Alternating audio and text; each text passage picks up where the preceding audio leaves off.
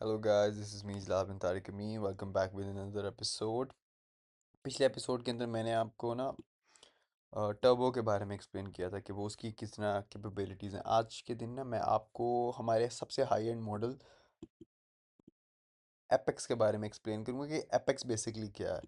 Apex जो है ना हमारा सबसे ज़्यादा हाई एंड मॉडल है अल्वकीलो इंजन के अंदर जो एआई के अंदर बेसिकली इसका जो बैक एंड मॉडल है ना वो है क्लॉड सोनेट। और जो क्लॉड है ना वो किसी भी इंट्रोडक्शन का मोहताज नहीं है, क्योंकि जो क्लॉड है ना वो बेहतरीन किस्म का लिखता है। और अगर उसके साथ अगर आप अपना हमारी जो अलवकीलू का रैक सिस्टम है जो बेसिकली सारा रिलेटेड कॉन्टैक्ट्स और लीगल डेटाबेस से चीज़ें ढूंढ कर आपको लेकर आता है और एआई को देता है ना, वो कंबाइन हो जाए तो आप बहुत ही बेहतरीन तरीके से रिसर्च कर सकते हैं और लिख सकते हैं। But the fact is Claude एक बहुत एक्सपेंसिव मॉडल है, तो ये हमारे इसलिए चैम्बर और इंटरप्राइज मॉडल के अंदर आता है। लेकिन जिस बंदे को सही रिसर्च करनी हो, सही लीगल क्यूरी करनी हो और सही तरीके से लिखना हो ना, उसके लिए क्लॉड बेस्ट है। लेकिन एक्सपेंसिव है, तो इसलिए यहाँ पे मैं आपको उसका डेमोस्ट्रेशन देता हूँ कि ये चलता किस तरह है। मैंने क्यूरी लिखी हुई है, अभी मैं उसको पेस्ट करूँगा।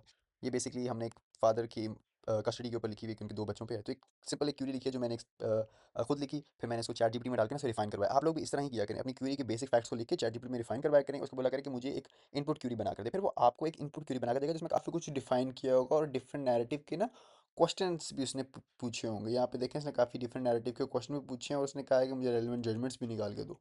तो ये चीज़ें लेकर ना फिर आपने इसके अंदर डालना है। You have to do a work flow और कॉम्बिनेशन ऑफ थिंग्स। मैं आपको इस पे भी एक दिन ना कोई एक एपिसोड बना दूंगा ताकि आपको पता चले कि आपने किस तरह इसको ना इनपुट करना है। हम इसको इनपुट करते हैं और देखते हैं कि हमें क्या रिस्पॉन्स मिलता है। ये भी थोड़ा टाइम लेगा because it is a thinking model, but response will be great, ये मेरी गारंटी है आपको।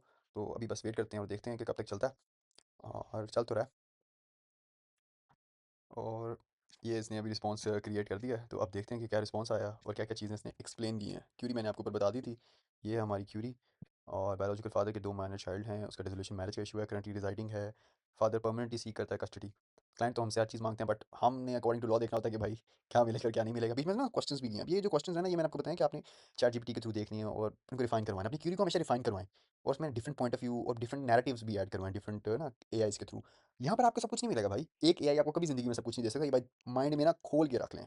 मैं यहाँ पे आपको मंजन नहीं बेच रहा, मैं आपको यहाँ पे बता रहा हूँ कि भाई इस्तेमाल किसने करना है। यहाँ पे केस लॉ आ गया, उसने गार्डियन, अब यहाँ पे आगे देखते हैं। तो यहाँ पे उसने गार्डियन एक्ट को बताया, फैमिली कोड को बताया, उसने चीज़ों को बताया, उसने एक्सप्लेन किया कि सेक्शन 5 क्या कहता है इसका एक्सक्लूसिवली।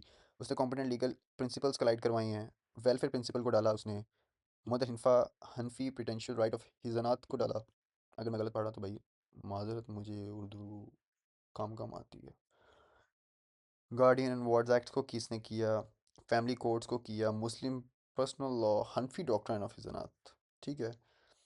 फिर उसने और भी चीज़ों को एक्सप्लेन किया। उसने आपको यहाँ पे केस लॉ के बारे में एक छोटे से बारे में रेफरेंसेस दे दिया। फिर उसने सुप्रीम कोर्ट की एक जजमेंट डाल दी। फिर उसने सीएलसी की एक जजमेंट डाल दी।